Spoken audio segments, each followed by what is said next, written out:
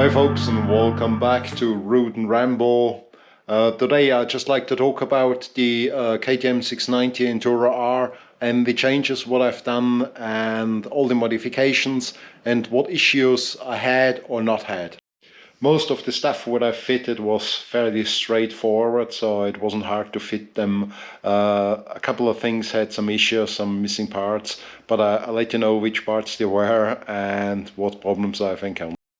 I would say let's start off in the rear. What I've done is I have changed the original tail end for the number plate, so I put in the short one, which is, it looks nicer and is much tidier than the original one. It's a KTM one, so it is part from them. It's much shorter, easy to fit. You take the old one off and take out the original rear lights and the brake lights and the number plate light, and you just fitted the new brake lights in the back and the new number plate light and connected up. So there's no issues, very simple, and fitted on with 3 screws. Underneath it's open, so very easy to go forward. The other thing is I put on the Ramos exhaust with the carbon end, so the only issues here are connecting it on your own in the back. It's a bit harder because you have to hold that and fit it correctly, so it's a bit of tight fit, but once you have it on it and set it correctly, it's easy to fit. A couple screws on the top here and she sounds nice. So it's a good addition to the bike, and also it's lighter than the original and it doesn't go as hot as the normal one. Then I have fitted the tail rack is also from Adventure Spec. The top rack easy to fit, 4 screws, but I must say here there should be a washers in there from 13mm from Adventure Specs. They weren't in the packet, so I had enough from the original ones supplied in the package, and I just cut them down to 30mm and they fitted. So that was a little bit more work. Normally I assume they should be there, but they weren't there. The other thing what you need to do is those screws in there, those heads, they will not fit through this hole. They're 2mm too big, so I had to sand them down so they fit through the hole, because I didn't want to drill up the hole any bigger here. So other than that, it's perfect. The next part what I fitted is from Adventure Spec, the pannier racks on the side. The reason I chose those ones here is because they also support the subframe a little bit in the back, and they look nice and tidy as well on the bike. You have to remove, of course, the rear foot packs, because like you cannot fit this rack with the rear packs. So as I'm not driving with 2 persons up, it's only me, so that doesn't matter. So they look good from the side and they also look good from the rear. So if you look at them, those the racks fitted. And you see they support the tank from up here as well. So they're nice and tidy fit. There was no issue whatsoever fitting those ones here. They fitted perfectly. To fit them, of course, you have to drill in some holes in the panels. What I noticed here on mine, in the back of those black panels, what I have is there's a marking for drilling that actually fitted perfectly. So that was fine on mine. I had no issues with this one here. As you see, it looks nice and tidy. Then the other thing what I've done, all black panels. So I replaced them all. Also I've done the black fork protectors. They also fit fine. The only thing what you need to do is you need to remove the ABS sensor to get to the screw in the back there. But easy, open it carefully, pull it out, fit it and put it back on it. The front fender also in black, but I chose the fender which has gaps in the end, so that I get more airflow, because it gets very hot underneath. That pipe glows, so it does help. From Adventure Spec also I have used the bash plate, easy to fit.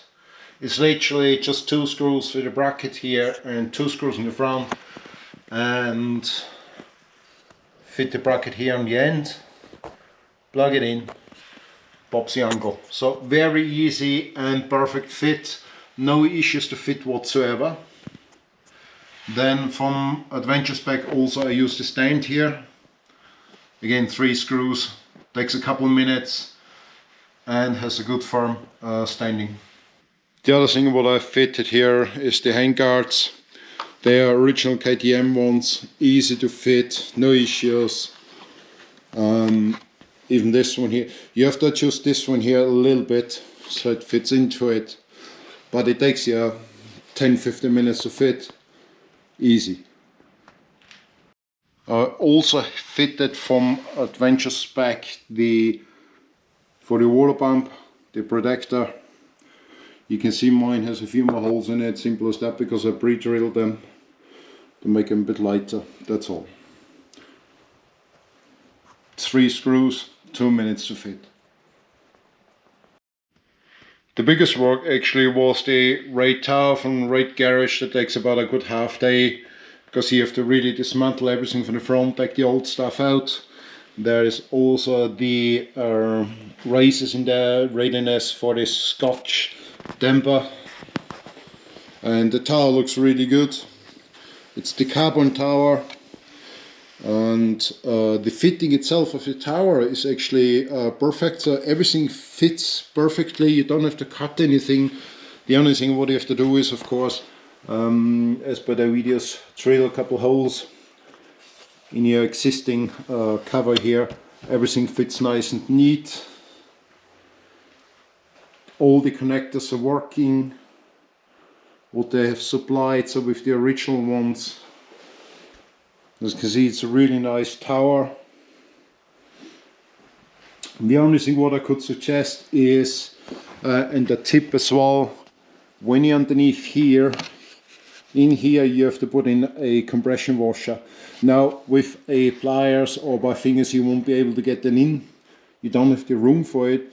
So to get them in, use some double-sided tape, cut as a 2 mm strip, press on the washer and shift the washer from underneath up, and then put in the pole itself to hold it. After that, that's done. So this is the only tricky bit. The cables went in fine. There's tons of room in here, so you will have no space issues, and they give a lifetime warranty on this tower here. So interesting to see how he's performing once I hit the road. And the bike itself has done now 400 kilometers in the last 2 weeks. So even if it's cold, I'll be driving out there, because I'll be driving all year actually. Then up here I have from Kriega a 5 US dry pack, and in here literally there's just the first aid kit, a warning vest, and the rain suit is in here. So it's very light, has maybe 1 kilo, and it's perfect for in here. As you can see, it's really full, but that's all what I need for this one here. And the other luggage racks are going on the side here, and there's a Kriega OS coming on the top here as well. There's a couple more changes which we'll do to it. I will change the mirrors, the original KTM mirrors. They look alright, but when I'm off-roading I like to fold them in, so I'm gonna put some double take mirrors on it. Then the Scotch damper is gonna go on it here, so it's really everything prepared for it. So that will be an easy fix, a couple screws, we'll set it up, done and dusted. Should arrive maybe next week.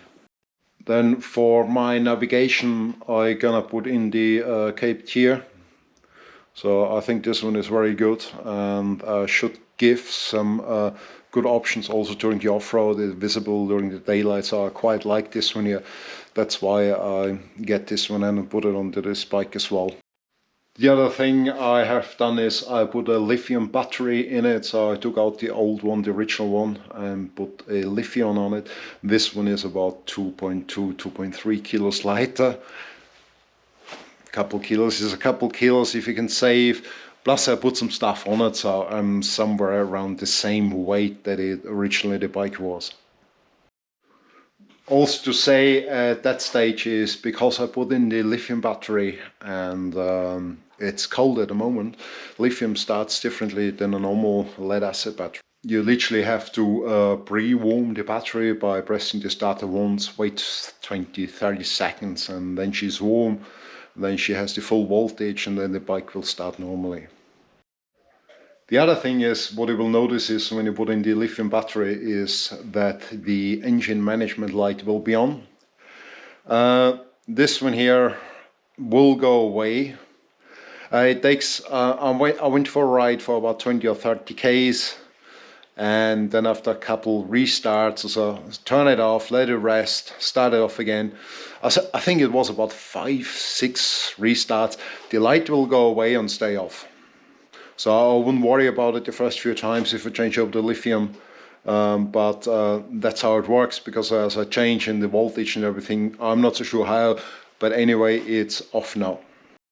So the bike stood now for the last 2-3 days. It hasn't been started, so it's cold. We have about 3 or 2 degrees at the moment. So let's see what she does.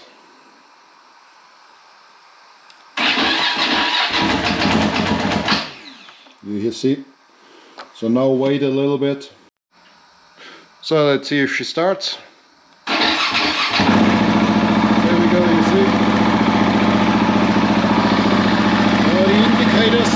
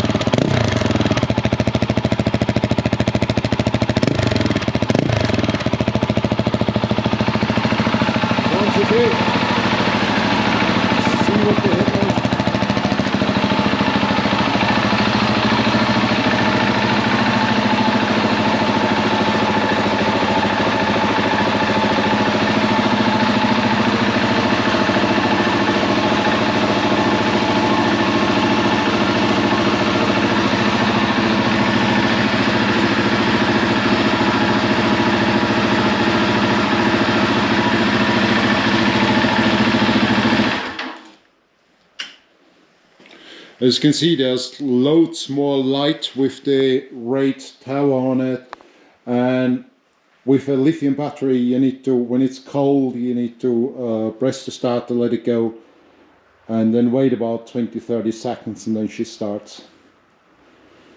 So what do you think of the sound? What do you think what she looks like? If you like what she looks like, please give me a thumbs up, subscribe to the channel. The channel is new and I would love to see you there once I hit the road, so you can follow me. It won't be long anymore and the bike is then ready, so like I said, a couple more things need to be done. The mirrors from the tank, the filler cap will get changed, the rally foot pegs will get on it, so there's a better standard and more comfortable during the riding. The seat I will leave as it is, because you can't do much anyway.